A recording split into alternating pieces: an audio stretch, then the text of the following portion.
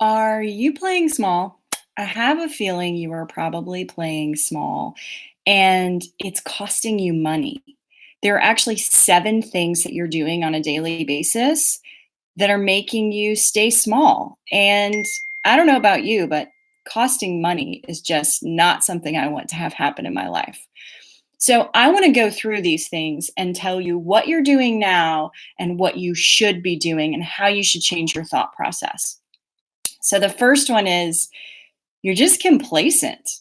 If you are the majority of people in the US, you are middle class. And middle class is ripe for complacency because you have your needs, they're being met. You live in a house, you probably have a comfy couch, you probably have some sort of streaming service or cable, the internet, all sorts of other things. You have a fancy phone, you have food in your fridge. And that, my friend, breeds complacency. When people are a little bit more desperate in terms of, I got to make ends meet, I got to do this, they're sometimes more courageous. And the middle class, unfortunately, is losing its courage because all of our needs are being met. And that is a dangerous place to be because complacency is where nothing happens. In fact, you end up backtracking. So instead of complacency, I want you to embrace courage. I want you to gamify your life and add some level of let's do something different. Let's up the ante a little bit. Let's risk some things, not high stakes things. I don't want you to lose your house, but I want you to think a little bit bigger because your complacency it will backtrack over time. And what I mean by that is right now, let's say you make $100,000 a year. That's great. In 10 years, if you're making $100,000 still, then you're actually making less because of the way the economy works. So why not dream a little bit bigger and get a little courage instead of staying in complacency? Now, the next one I want to talk about is you're really reasonable. Now, your parents are probably really proud of your reasonableness. They are saying, he or she always thinks so well. They really are measured about their choices and their reasoning and all these things. I believe that being reasonable is great. Being reasonable about certain things, being reasonable with your time, being reasonable with your money to a certain degree. What about being a little unreasonable? And what I mean by this is think about all the change that's happened in our world. I'm going to start with one of the most basic changes that you probably don't even think about. At one time on this earth, there were just coat hangers. I'm sorry, not coat hangers. There were hooks. There were just hooks. There were no coat hangers. They did not exist. The man that invented the coat hanger literally ran out of hooks and invented the coat hanger. Seriously, that is how that happened. And I know it's a really ridiculous example, but I'm trying to give you something ridiculous to say at his point and juncture in life, it was unreasonable that he created this wiry thing and that he said, why not make more hooks? Most people would have said, just make more hooks. I just need 10 hooks versus the 2 that I have. But he said, that seems ridiculous. So he created a coat hanger. And it's only because he said to himself, what if? Instead of staying in that box, the box of, we've always done it this way. That's not my job. These are some of my favorites. Instead, he said, why not fix the problem? Why not do something different and challenge conventional wisdom of the time? Who else has done this? Jeff Bezos, Steve Jobs. Those are giant examples, right? And we look back at what they've done and we say, of course, that makes perfect sense. So, how can you become more unreasonable in your life? Think about all the things in your life currently that you are staying small in, and just say, what if? And dream a little bit bigger. I'm a huge fan of that. Which leads me to the next one. You don't feel like it because everything's a lot of work. Life is a lot of work. And if you grew up, again, middle class, then maybe you were sheltered a little bit from work because your parents took care of everything. Maybe they bought you your first car. My parents bought me my first car. It was not brand new. It was a Honda Accord. I believe it was a 97 Honda Accord that was used. It had power, nothing, y'all. Not even power windows, which, by the way, when you crank those windows, it would get stuck and I would always slam my hand into the little pouch below it. And I kept a bruise on my hand. Yes, my life is so hard. I do realize that this is a high class problem. But what I'm saying is, if you were given this life of luxury, meaning all of your needs were met, you had food, shelter, and all of those things, then sometimes you really didn't have to do things because nothing would change, right? And I have to tell you that when you stay small, it's really easy to say, I don't feel like doing that. I don't feel like filing the paperwork with LegalZoom to get my S Corp up and running. I don't feel like doing the research I need to on, this new project I'm thinking about. I don't feel like calling a team meeting, having a powwow with my team about what we are doing this next year because it's uncomfortable. I'm just going to put it off. I have to agree with you that I feel this way from time to time. I'm sitting here sharing all this with you because I have lived small in so many ways in my life. I don't anymore, but I definitely did. And I want you to stop feeling that way. And it's okay if you don't feel like it. Guess what? When I do these videos, I never 100% feel like I have my message down, that I have everything I need. But I know that I have to do this because I have a mission and a vision and a purpose that is much bigger than just going live and you seeing my face. Which leads me to my next one, which is right now you're probably only thinking about yourself. And, it's Tuesday. So maybe you're already thinking about your weekend. Maybe you are saving up for a purse, a very expensive purse. Maybe you love cars and you're waiting for the lease to be up on your car so that you can get that new car. Maybe you move a lot because there's always a better neighborhood near you. These are all examples of people in my life. I am not one of these people. I will drive my minivan. That's right, I drive a minivan, y'all, into the ground. It is completely paid for. Everything in my life is paid for because I don't believe in that. That's a certain level of stress that I don't want to have. But you know what else? When I take that stress out of my life, you know what it does? It opens me up to think bigger and better. I was on the phone yesterday with someone who was asking me, what's my goal? What is my plan?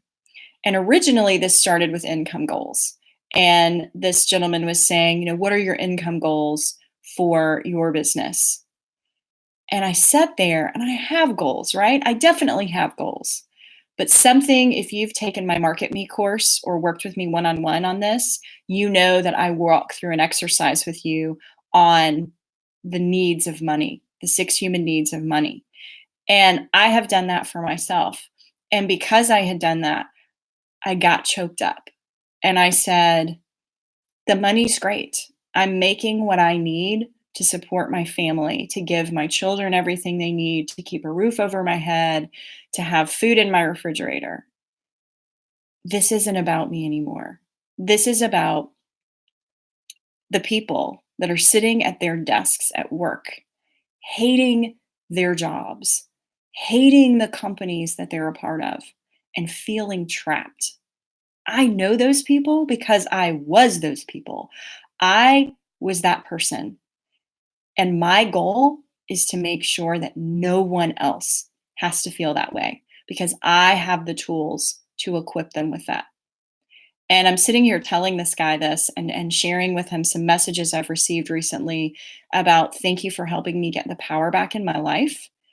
And I was like, that's it for me. That is it. So, right now, if you are thinking about yourself, I want you to think bigger. And bigger is thinking about others. Start with your family, start with your spouse, start with your children, and then move out to your community, then move out to the country, the world. Who knows? The possibilities are limitless, right? You have gifts that you're not sharing because you're afraid and you're staying small.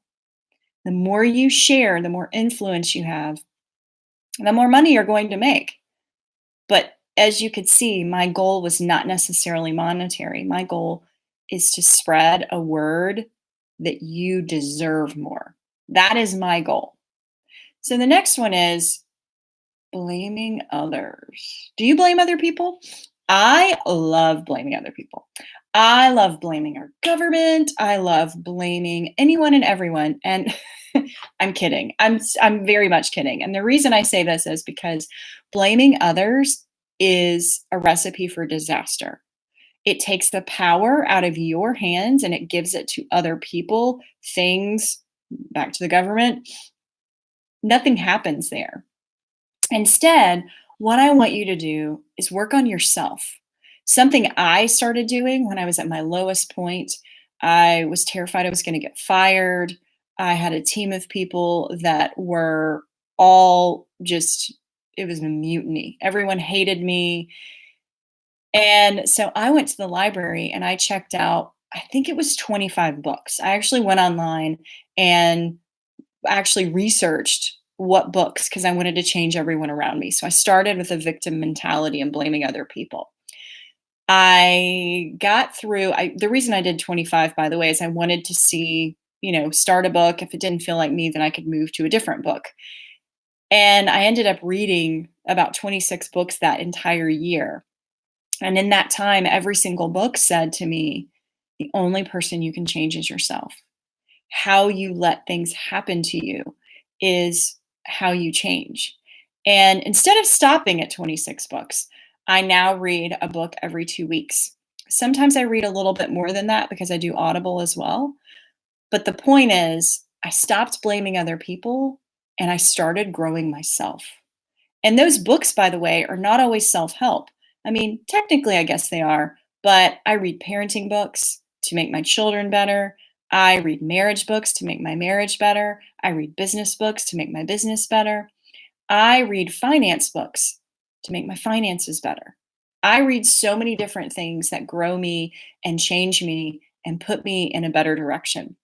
Remember that example earlier when I was talking about if you make $100,000 now and in 10 years you're still making $100,000, how that's less money?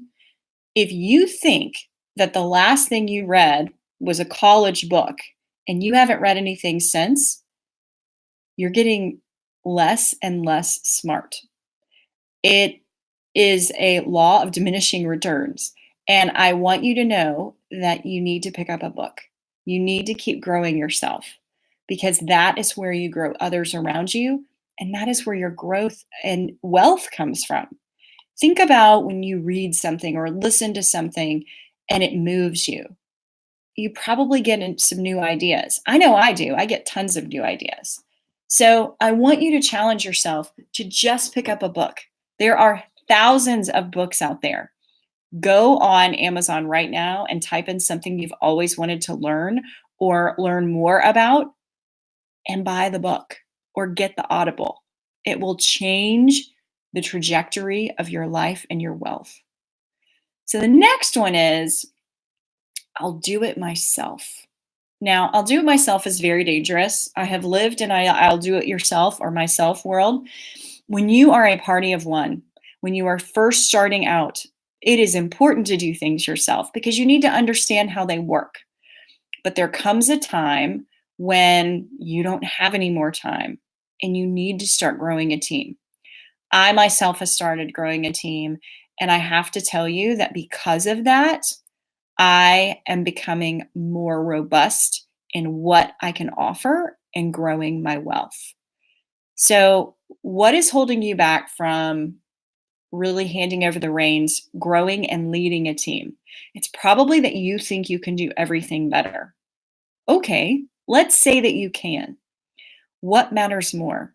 The time you spend on a graphic or a design or copy, or the time that you spend with your clients and strategically growing your business and growing yourself. Back to the last one.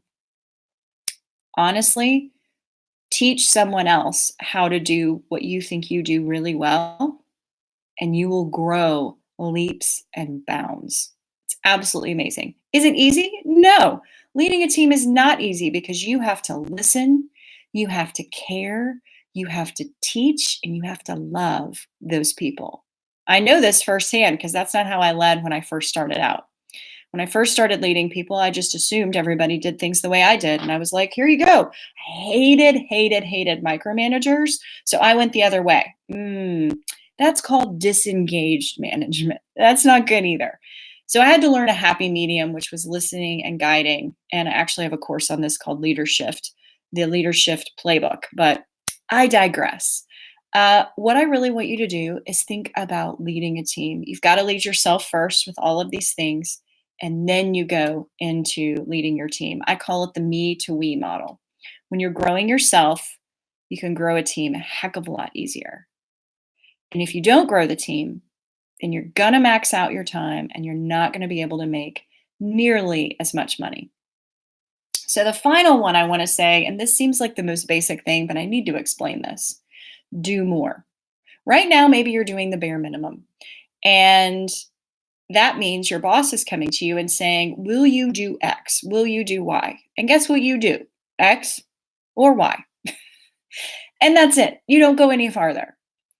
Well, that's costing you. And I will tell you why.